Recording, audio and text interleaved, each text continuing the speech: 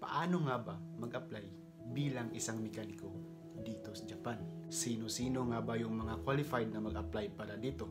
Ano ba yung mga kailangang requirements para sa pag-apply nito? At last, paano po ang tamang proseso sa pag-apply papunta dito sa Japan? Well, ang mga tanong na yan ay sasagutin natin sa video na ito. Alam nyo ba na mas madali para sa isang elepante na ipasok sa butas ng karayo kaysa sa mag-apply papunta dito sa Japan? Paano masabi? Pero kapag sundan mo ang video na to, gagawin nating mas madali para sa iyo. Kasi sinadya ko talagang gawin ang video na to para talaga makatulong sa mga mekaniko o lahat ng mga Pilipino dyan na gustong magtrabaho at makapag-trainee dito sa Japan. Kaya huwag na huwag mong kalimutang mag-subscribe, i-hit yung notification bell para updated ka sa mga video gagawin ko.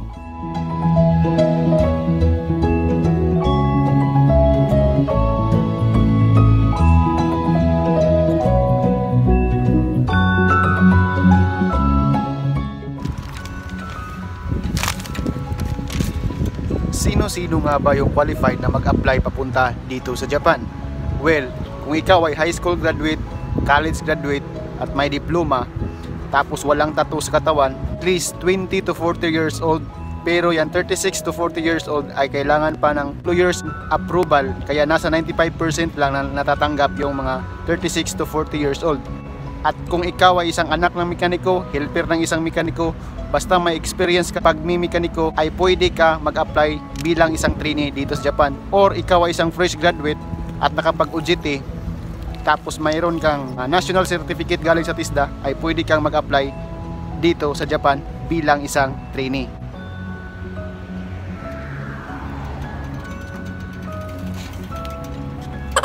At ano naman yung mga kailangang requirements? Kailangang requirements ay high school diploma, passport, at saka yung updated birth certificate nyo na galing sa PSA. Kailangan yung birth certificate nyo ay hindi po late registered, kasi hindi talaga sila tumatanggap ng late registered. Kapag ikaw ay isang late registered, wag mo nang balakin pang mag-apply papuntang Japan kasi hindi talaga sila tumatanggap ng late registered.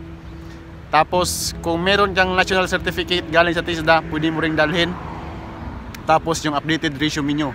Mga to follow na requirements, tingnan nyo na lang doon sa isang video ko, ilalagay ko sa link below or sa link dyan na lalabas sa taas. Tingnan nyo yung mga requirements na kailangan dalhin dito sa Japan.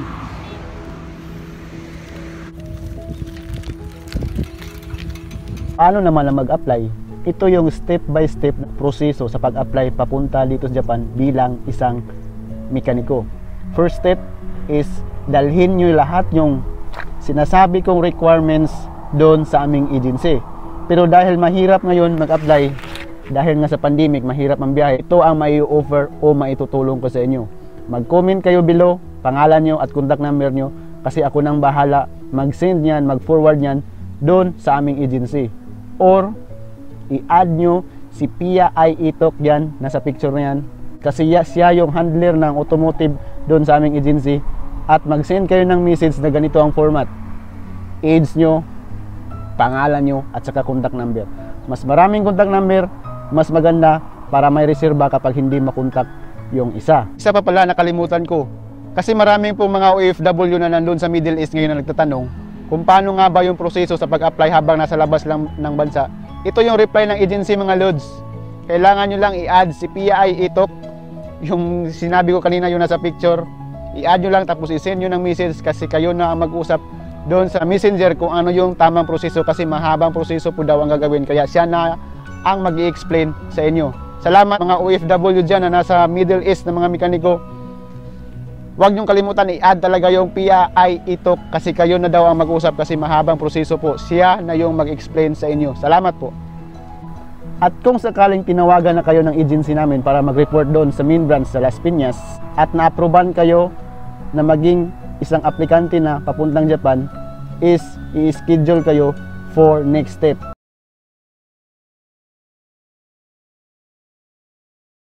Ang next step natin is trade test. Sa trade test mga bay, marami talagang mekaniko dyan ang bumabagsak. Kasi yung unang mga trainee pa, may nakakapasok kasi dito na hindi talaga mekaniko. mga crew ng Jollibee, nakapasok dito, nag-training dito sa Japan bilang isang mekaniko.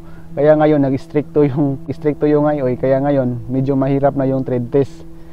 Kadalasan talaga nadadali yung mga mekaniko sa written exam. Sa actual exam naman, madali lang kasi mekaniko naman talaga tayo. Madali lang naman yung magtanggal ng gulong, magtanggal ng brake pad, mag-change oil, madali lang yun. Pero yung written exam talaga, yun yung pinakamahirap. Dito, mas advantage dito yung mga fresh graduate na mga mekaniko kasi mas madali para sa kanila. Pero para sa atin na mga mekaniko na matagal na nag-graduate, kailangan nyo talagang mag-review. Kung gusto nyong makapasa, baka makatulong yung isang video ko, tingnan nyo na lang sa link sa taas o di kaya sa baba, i-click nyo lang yung link na 20 steps doon. Sinabi ko lahat kung ano yung mga dapat i-review natin during sa written exam kasi medyo mahirap nga para doon sa mga mekaniko na matagal na nag-graduate. Kailangan mo lang i-refresh yun. Tanong kasi doon is napakalalim talaga, English pa. Kaya medyo mahirap para doon sa mga mekaniko na matagal na nag-graduate sa automotive. Dito mas advantage yung mga fresh graduate na mga mekaniko, talagang papasa sila sa trade test. At kung sakali man na pumasa ka sa trade test, i-schedule ka na naman ng agency namin para sa pangatlong step. Ang pangatlong step ay tawag nila na package 1 medical exam. Ang tinitest lang naman doon is HIV test, HEPA test, drug test at saka yung physical test. Sine-check lahat ng parte ng katawan mo, pinapahubad ka, pinapatuwad ka at yung mag-check doon is yung matandang doktor ng babae. Tapos ginaganon yung bitlog mo kung mabigat ba o magaan. Kailangan talaga nasa tamang timbang yung bitlog mo doon. Tapos pinapatuwad ka, tinitingnan kung mayroon ka bang almoranas. Ganon yung tinicheck doon. At kung ikaw ay may history na sa HEPA, mas maganda bago ka magsimulang mag-apply, bago mo i-comply yung mga requirement is magpa-check ka muna sa doktor kung hindi na ba active yung HEPA test mo kasi hindi talaga makakapasok dito sa Japan yung may HEPA. Sa drug test talagang stricto sila dyan. Kaya bago ka mag-apply para hindi masayang yung gastos mo kasi kahit makapasa ka man sa trade test, tapos bumagsak ka naman dito sa package 1 na medical exam, sayang lang yung magagastos mo. Kaya bago ka mag-apply, ito yung may advice ko sa inyo na magpa-check muna kayo sa doktor. Lalong-lalo na yung malalayo sa Maynila kasi yung package 1 gagawin talaga doon sa Maynila. Sayang yung magagastos nyo kapag nadali kayo pagdating sa medical test. Sayang yung trade test nyo. Hindi talaga kayo makakapasok sa Japan kapag babagsak kayo. Lalong-lalo na sa HEPA test, drug test at saka yung sa HIV test. Kaya ngayon pa lang, kung magbabala ka makapunta dito sa Japan, huwag ka munang mambababae, baka madali ka pa ng HIV test. Ngayon, kung naipasa mo na yung trade test, naipasa mo na yung package 1 ng medical exam, i-schedule ka na naman ng agency namin para sa pang-apat na step. Ito yung isasalang ka na sa Japanese interview o yung tinatawag nila na selection. Dito sa selection, ito yung pinaka-importante na step sa pag-apply papuntang Japan at pinaka-masakit. Time na ito, mamimili yung mga Japanese employer na mga trainee para sa kanilang kumpanya. During Japanese interview, kailangan nyo talagang galingan, sundin nyo lahat yung tips na isasabi sa inyo during orientation kasi bago kayo isasalang sa interview, merong orientation kung ano yung dapat nyong gawin during interview kung kaharap nyo na ang hapon. At kung gusto nyo pang matuto na ibang tips, tingnan mo yung link sa taas kasi gumawa ako ng video kung ano-ano yung mga kadalasang itinatanong ng mga Hapon during Japanese interview. Kasi ang mga Hapon, first impression, first yan. Kung ano ka sa unang tingin nila, yun na yun hanggang sa dulo. At ngayon, sinuwerte ka. Tapos mo na yung trade test, natapos mo na yung medical exam, package 1, tapos na-select ka na ng employer, is bibigyan ka na ng schedule ng agency namin para naman sa package 2 na medical exam. Sa package 2 na medical exam, huwag na kayong mag-alala kasi kapag papasa na kayo sa package 1, wala nang problema pagdating sa package 2. Tapos mo na yung package 2, yun na, comply mo na lahat ng requirements doon sa agency namin, lalong-lalo na yung paghanap ng sending company kasi yun talaga yung pinakamahirap, hanapin yung sending company. Ano ba yung ibig sabihin ng sending company? Mare, ikaw Erlo Navarez, yung shop mo, yung boss mo, ipapadala ka ng boss mo dito sa Japan para mag-trainee. Yun yung sending company. Yung shop na pinagtatrabahoan mo dyan sa Pilipinas. Yun yung ibig kong sabihin ng sending company. Medyo mahirap yan para sa mga fresh graduate kasi mahirap talaga kunin yung sending company kasi walang magtitiwala sa inyo. Pero huwag kayong mag-alala kasi pagdating nyo doon sa agency, maraming mag-offer sa inyo ng sending company. Kaya lang, may bayad. Pero hindi yun sa agency namin ha. May mga tao kasi doon na iwan ko bakit nila malaman na pumasa ka sa papasa ka sa selection, bigla na lang mag-chat-chat sa'yo na sir, kailangan mo ng sending company pero may bayad yon. Pero yung sa akin, nakuha ko yung libre dahil sa tulong na rin ng kumpare ko dyan sa Maynila. Pang last talaga yung aral ng Nihongo. Sa pag-aaral ng Nihongo mga bay, wala kang babayaran. Libre lahat yon. Kumbaga kapag nag-aaral ka na ng Nihongo, sureball na buhay Japan ka na after 5 months. Hindi lang yun.